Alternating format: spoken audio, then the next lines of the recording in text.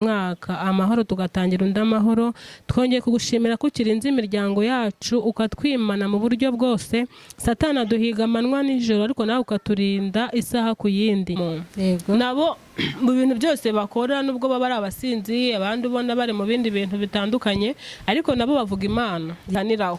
Burya Imana irakore kugasinda ariko kuri finali ikagusanga y'ubwaye muri izo nzoga zawe ukaryama, muri izo nzoga zawe ukarota wapfuye, muri izo nzoga zawe ukarota uri ikindi kintu ugahita ufata umwanzuro wo kubivamo. Nyine Clementine mubona imbere ya kamera ntabwo ari we wo mu myaka 20 ishize, kuvuga ngo ntabwo ari we, niwe n'ubundi wenda mu buzima busanzwe ariko mu buzima bw'imibereho nakuze mu buzima butanyoroheye. Yego, nkura mfite ababyeyi bombi ariko nkura ntabana nabo. Byumva wakubona ntabwo yagira ngo warize warangije kaminuza umeze neza, ntabwo yakumva ko wakoze akazi ko mu rugo.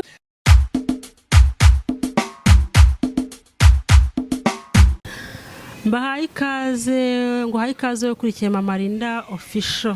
Uri agaciro gakomeye udukurikirana uri mu Rwanda, udukurikirana uri hanze yarwo, navuga ngo Imana iguhe umugisha. Birashoboka ko waba utameze neza ariko kuri isi bibaho. Uyu munsi ushaka kuba umeze neza ejo bikanga, ariko nakubwira ijambo ryiza mvuga nti isunge Yesu Kristo nk'umwami n'umukiza, nukuri azagutabara azakurengera. Rero imbere yanyu ndi kumwe n'umumama mwiza cyane mwiza. Arakoze cyane. Watangira wibwira abakurikiye Mama Linda Official. Mama Linda Official murakoze cyane kuri kamera zanyu, kuri channel yanyu. Amazina yanjye ku bakunzi bawe, ku bazareba iki kiganiro n'Uwineza Clementine. Yego, Uwineza Clementine ari umumama, umukobwa. Ndi umumama, mfite umugabo umwe n'abana batatu. Umuhungu wanjye w'imfura afite imyaka 14, umwana wanjye mutoya afite imyaka 6. Yego. Guhaye ikaze rero kuri Mama Linda Official. Yego, urakoze cyane. Ariko iyi channel ni abantu bakunda Imana, twe dutangira dusenga. Yego.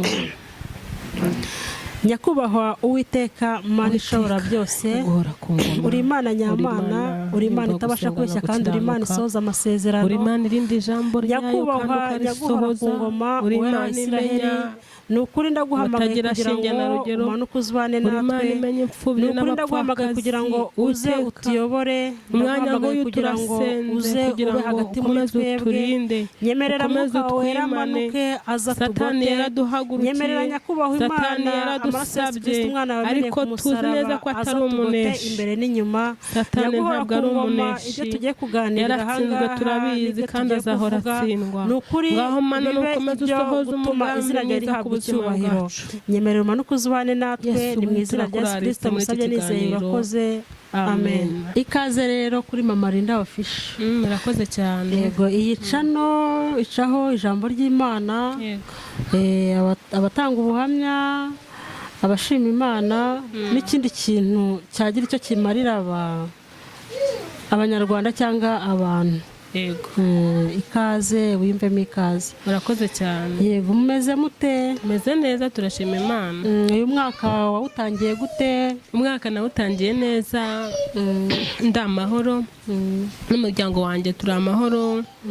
Burya bari by'agaciro, amezi 12 ni menshi cyane, menshi. Amezi 12 ni menshi. Rero iyo usoje umwaka umwe ugatangira undi, wenda kurwara byo ntago biba byarabuzemo, kirize ntago iba yarabuzemo, utubazo tumwe na tumwe ntituba twarabuzemo, ariko iyo tuje tukagusiga amahoro umwaka ukarangira undi ugatangira, nishimwe rikomeye cyane. Yego. Yego, tugiye ko uri umumama, ni byiza. Umutware wameze ate n'abana? Ameze neza, n'abana banjye bameze neza, barimo bariga nta kibazo, bameze neza. By'ukuri nishimwe rikomeye cyane. Njyewe rero channel yanjye ibintu byose nzanamo Imana, ko njye nemera ko nta kintu na kimwe cyabaho Imana itakigizemo uruhare. Ariko nibyo byiza cyane ko burya n'abandi bantu twita ngo ntago basenga, ngo ntago ari abakristo, wenda tuzi ko nta dini babarizwamo cyangwa nta torero babarizwamo, nabo mu bintu byose bakora nubwo baba ari abasinzi abandi ubona bari mu bindi bintu bitandukanye, ariko nabo bavuga Imana. Rero byumvikane ko Imana niyo ya mbere. niyo ya mbere niri ku mwanya wa mbere. Imana ishobora byose. Kuko umuntu niyo asindanye icupa, tuvuga urugero mu nzira umuntu ajya babona abavuga ati Imana yandinze ninjoro, Imana yandinze, ubwo arimo arahirima agwa muri rigori, ariko nyine nawe abavuga Imana. Rero iyo Imana irinda abo basinzi, Imana ikarinda abo basambanyi, Imana ikarinda abo bajura, n'ukuri iyo Imana yubahwe. Ntabwo ari uko kuvuga ngo yubahwe, ntabwo ari uko Imana ishyigikiye ubwo busambanyi, ntabwo ari ishyigikiye ubwo bujura, ariko burya Imana ni umubyeyi, kandi Imana ntabwo ihaniraho. Burya Imana irakureka ugasinda, ariko kuri finali ikagusanga yo ubwayo muri izo nzoga zawe, ukaryama muri izo nzoga zawe, ukarota wapfuye muri izo nzoga zawe, ukarota uri ikindi kintu, ugahita ufata umwanzuro wo kubivamo, ukajya kwiba uri umujura, ukajya kwiba, wavayo ugahita urota baguteye icyuma, ugahita urota bari kukuniga, ugahita urota uri mageragere, ugahita ureka kwiba. Iyi rero nicyo nkundira Imana. Burya Imana itandukanye n'abantu. Mama Ri, nshobora kukubona mu kibazo njyewe nkahita nk'upostinga, nkakwandikaho amagambo, nkahita mvuga Mama Ri, nkakubita ikimesaje kingana n'igitabo, Mama Ri ibiki n'ibiki, ibi n'ibi uko mbyumva, sibyo? Ariko Imana yo ntabwo ari kimeza, itandukanye n'abantu. Imana iyo itubonye mu ikosa si uko tudakosa. Imana iyo itubonye duhengamye, iyo itubonye turi mu nzira idashaka, ntabwo ihita igukebura gutya ngo iguhanantuze gutya ube wanikubita hasi. Imana iragumya igahengekereza, bimwe ikakureka ku buryo nawe ugera ubwo wicira urubanza, umutima nama wawe ukagukomanga, ukavuga uti ibi bintu ndimo ntabwo ari byo, ndimo ndavuga Mama Ri, ndimo ndamukomeretsa, ndimo ndamubabaza, kandi nanjye ejo bimbayeho nababara, ukagarukira aho ngaho. Yego, Imana ni Imana.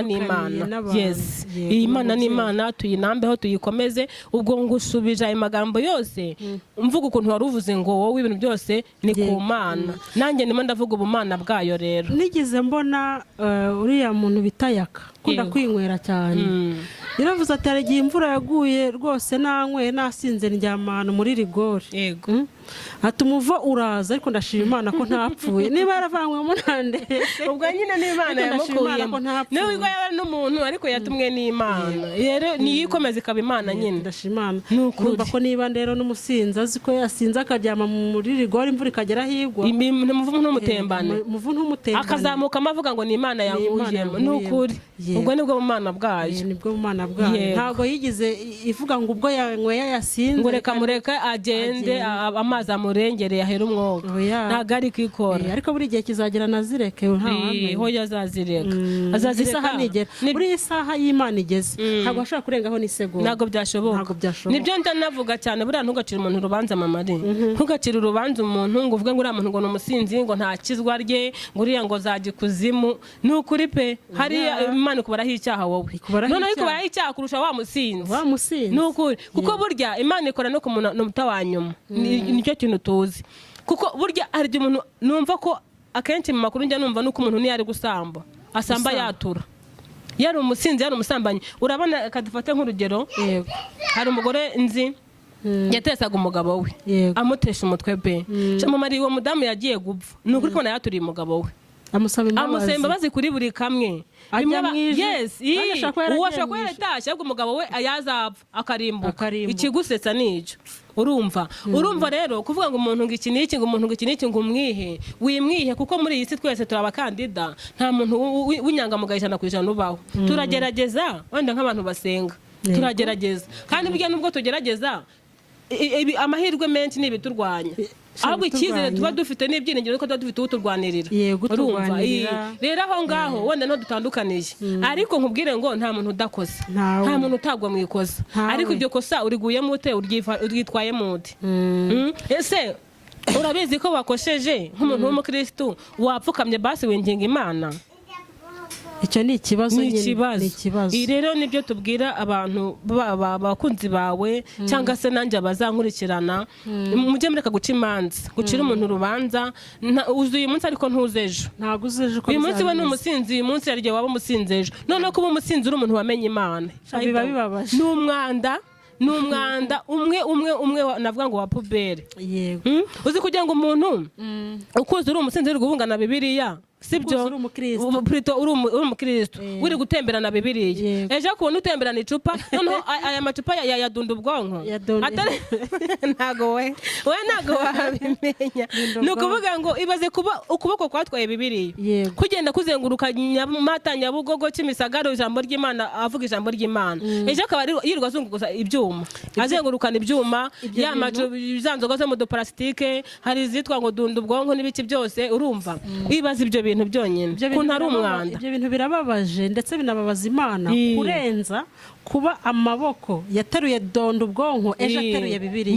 Ibyo birashimishije. Ibyo birashimishije nyine biratandukanye birashimishije. Urumva rero burya umuntu wese nimba uramenya Imana byonyine rindi iryo jambo rindi icyo cyubahiro hesha Imana icyubahiro n'ukuri. Rero ejo utazaba iciro ry'imigani ejo utazaba ninde unyuza aha ni wa mugore umwe wari umuririmbyi umwe wari ibyiza nibavuga bati wa mugore wari indaya noneho yarakishijwe asigaye aririmba no kuvuga ngo wa mugore wari umuhanuzi asigaye ari umusinzi birababaje kandi usanga ari byo byeze mama ari yego burareka nkubwire bigize batwigisha ngo iyo umuntu umwe yihanye ku isi ngo mu ijuru haba umunsi mukuru barishima cyane ariko ibaze noneho iyo hari uwavuye mu gakiza akagenda muri ibaza ariko mama ari ntago bibahira ikintu cyo namaze kubona iyo wari umuntu w'umukristo wasenze Imana dusenga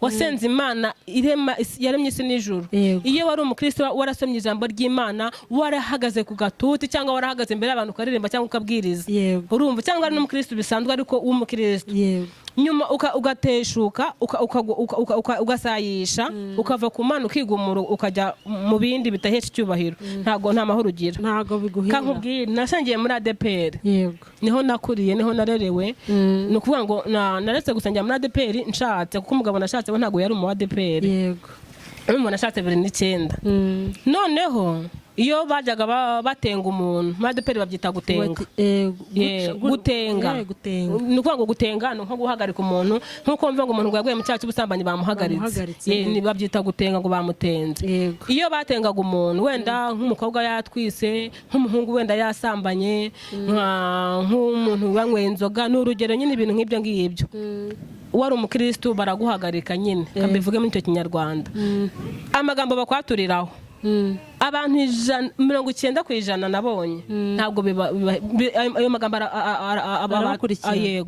arabakurikirana kuko batura ijambo bakavuga ngo Imana izamuburiza amahoro mu byo yibwira keretse iyo uri umuntu koko wamenye ko nawe wateshutse ugaca bugufi ugasaba imbabazi ukagaruka no mu murimo Imana irakubabarira ariko iyo ntibonye bagutenze nawe ukavuga uti kama mbaya ukajya kurelaksa noneho ukaba fieri ya bya bintu mama ari ntago biguhira urangira nabi mbese nta n'iterambere ugira uzikuntu ira jambo ari ribi umuntu akanwa k'umukiranutsi yo katuye ikintu kiraba rero muri bari abantu bagutenze iyo harimo umuntu Imana yemera cyayizi yemera reka mba ariko mbivuga akagira icyo kwaturiraho kiragukurikira ariko nimba ari ibya kera nimba ari iby'ubu sinzi nimba nabo ubu ngubu ari uko nabo nuko mbona imisengere y'ubisa nk'iyateshutse nanone wenda kera byabagaho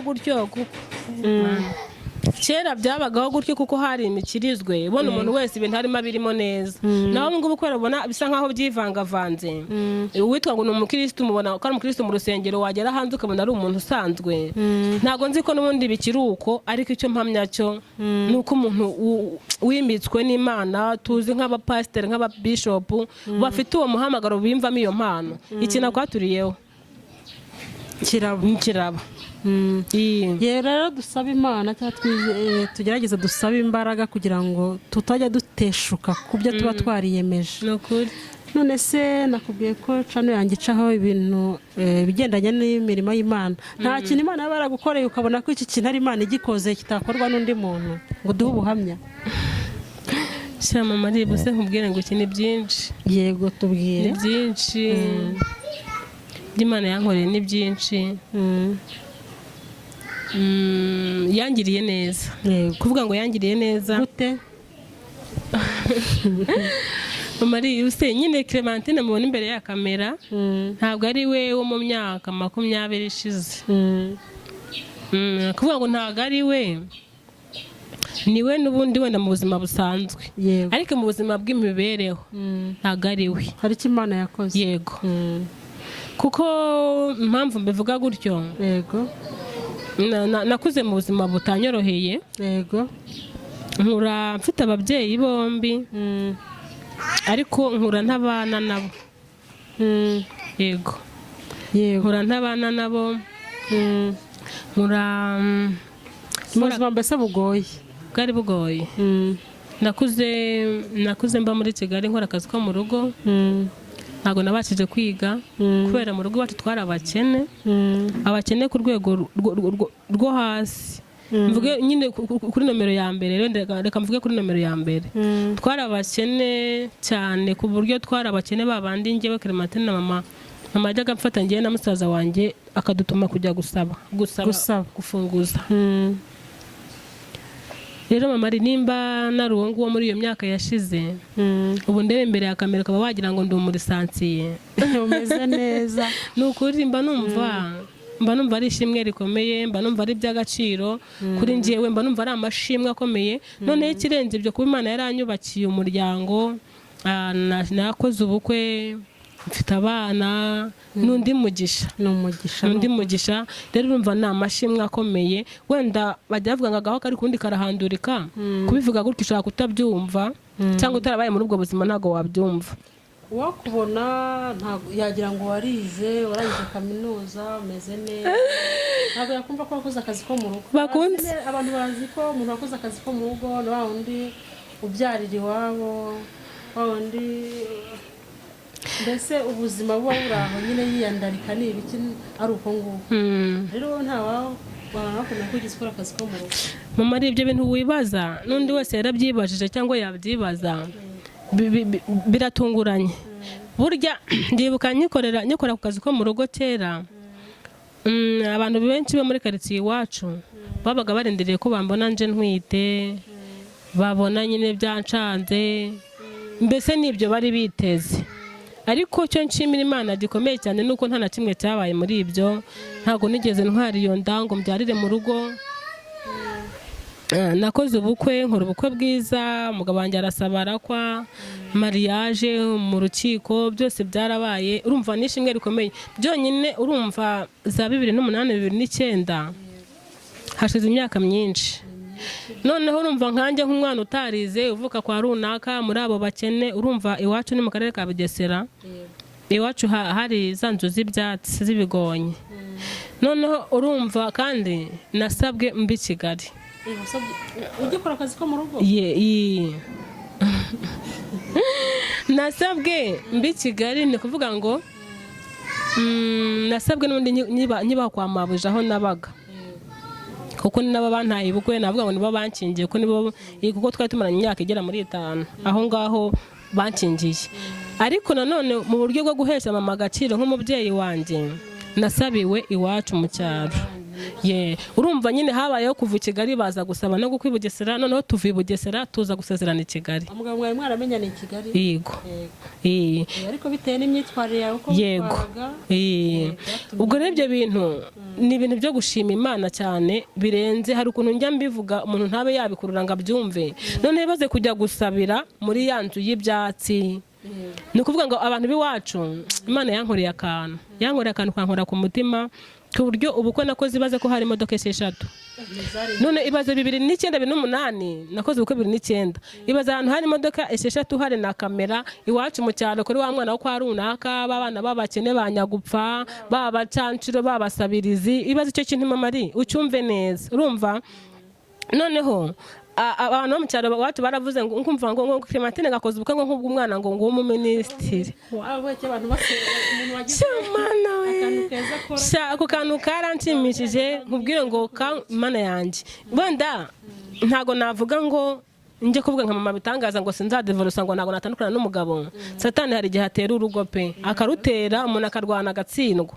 Singiye imbere akamera ngo ntibyambaho, ariko nubwo byambaho ntago ujye ubyifuza biriya. nta n'ujya bitegura nta n'ujya bipanga ariko biramutse binabaye basi mugabo wanjye n'abana abana nawe namwubahira icyo kintu uko yaguhesheje yes navuga nuko wenda ari satani ugaba ibitero ku bantu nuko ari satani utega imitego umuntu akananirwa kuyisimbuka ariko basi uko bigenze kose namwubahira icyo kintu ni ukuri kw'Imana nakwibuka ko ari igihe yampaye agaciro nubwo wenda yego ku Mana ko nahanyuze narahanyuze mama ari ababyeyi bo iyo uvuze ku babyeyi bo papa ntago yantahiye ubukwe kandi yari ahari kubera iki impamvu papa atantahiye ubukwe navutse ndi muri ba bana bitwaga ibinyendaro mama we yashatse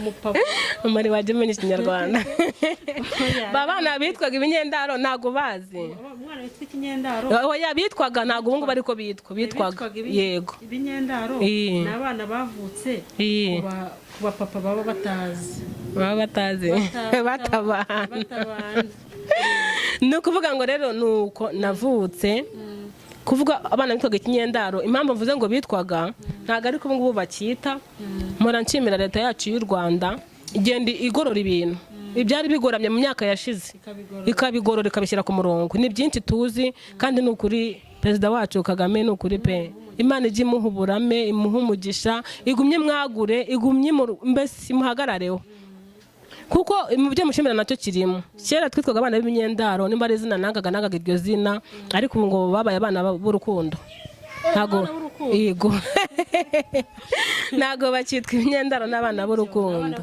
yego rero ubwo mu kwitwa ayo mazina natwe twabaye fiyeri yabyo ntago tukivuga ko turi abana batagira aderesi twumva ko turi abana nyine bavuye mu rukundo yego ariko urumva kera nyine byari izina ry'inyandagazi byari bifite izina ry'inyandagazi niko babyita harya rero iyo mpamvu yo kuba naravutse gutyo ni nayo mpamvu yatumye nkura ntabana na mama ntabana na papa ni nayo mpamvu yatumye ngira amahirwe make yo kutabasha kwiga ni nayo mpamvu yatumye njya muri ako kazi ko mu rugo wenda akazi ko mu rugo ko hari abagakora bafite n'ababyeyi babana ari ukubera ubushobozi ariko njye nkeka ko ari iyo mpamvu ariko Imana yarahabaye cyane ko byambere n'amahirwe nese ubwo sinari gushaka umugabo wacu mu cyaro Imana ikaba yaranyihereye w'i Kigali mbiswama nukuri yarabikoze Imana ishimwe ubwo rero papa ntago yantahiye ubukwe byarambabaje bikiba ariko byageze nyuma birashira papa ndamuzi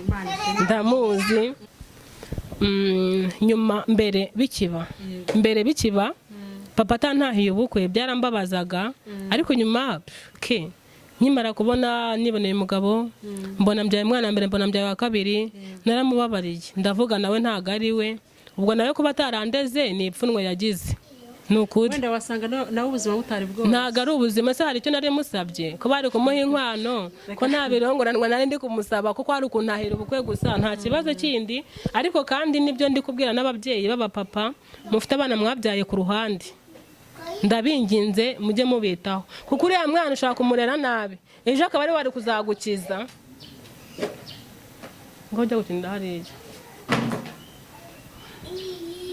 uriya mwana ushaka kumurera nabi kandi ejo niwe uzagukiza niwe uzakubakira inzu niwe uzakugurira imodoka niwe uzatuma ugira amasaziro meza rero nutuma nawe akwitura ibyo wamukoreye ntuzababare ndi kubwira abapapa mubyara abana ku ruhande ntimubiteho mwuka byaramwe mubikosora ibyo bintu ntabwo ari byiza urumva mama ari rero nibyo ndi kubwira abapapa mwuka byaramwe nimba uteye inda wenda tuvuga ufite umudamu ariko nyine umuciye inyuma byabaye umenye ko uwo mwaryamanye wamuteye inda uramwihakanye burya ntabwo wihakanye uwo mwaryamanye wihakanye umwana wawe kandi uwo mwana ejo hari igihe baba babyaranye n'umugore wawe batagira icyo bazakumarira bakakurumbira bibaho n'ibintu tuzi wa undi wabyaye hanze wihakanye akaba ari kuzakugirira umumaro ariko kubera ko wamwihakanye ntacyo wamumariye nawe azakwitura ibyo wamukoreye rero ni ikibazo gikomeye kandi ni ukuri gusa byararangiye kandi naramubabarire papa ni byiza kuba waramubabariye ni ukuri nawe se uraga dusaba kubabarira yego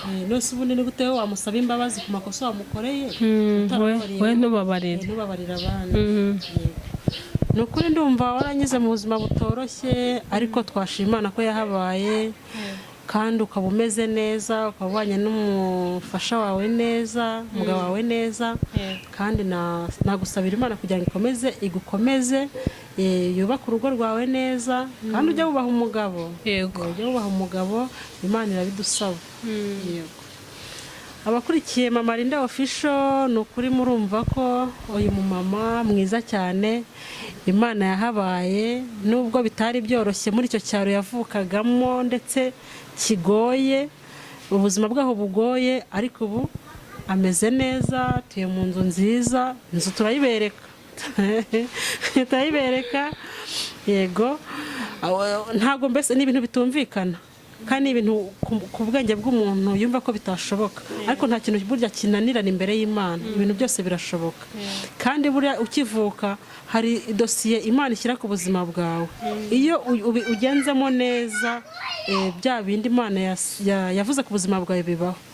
Bari bakurikiye Mama Linda Official rero, nabashimira akanya kose mubanye natwe, ariko nanababwira ko mama afite channel.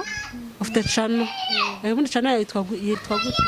Yitwa Uwineza Clementine Official. Uwineza Clementine Official, mujyeho mukande subscribe, like na comment. Nukuri Imana ibaha umugisha, izabaha umugisha. Erega nta muntu udafite icyo arusha mugenzi we. Udufashije ukadufasha mu gukora like, ukadufasha mu gukora subscribe, nukuri aba ari inkunga ikomeye. Twasoza n'isengesho, wadusengera? Nta kibazo. Mana yacu, Mana y'amahoro, Mana imenya imfubyi n'abapfakazi, Imana irinda ijambo ryayo kandi ikarisohoza. Twongeye kugushima ko wabanye natwe mu kiganiro, twongeye kugushimira ko watumye dusoje umwaka amahoro tugatangira undi amahoro, twongeye kugushimira ko ukirinze imiryango yacu ukatwimana mu buryo bwose. Satani aduhiga amanywa n'ijoro, ariko nawe ukaturinda isaha ku yindi. Rero Mana, nukomeze wubahwe kandi ushyirwe hejuru, komeze ushimirwe ibyo ukora n'ibyo wakoze n'ibyo uzakora. Tugushimye tubikuye ku mutima, kandi Nyiringabo Imana, dusengeye igihugu cyacu muri rusange, abagore, abagabo, komeze wubake ingo. Ni ukuri Mana, nezasenyutse aho bishoboka ko zongera kubaka kuzubake, kandi urabishoboye. Urakoze kuri kumwe natwe rero, kandi uzakomeza kubana natwe. Nutwamamaze, nutuzamure, nudushigikire, nuduha abantu. Turasenze ngo duha abantu, kandi uduha abantu. Urakoze kumvishe gusenga kwacu, ni mu izina ryawe. Amen.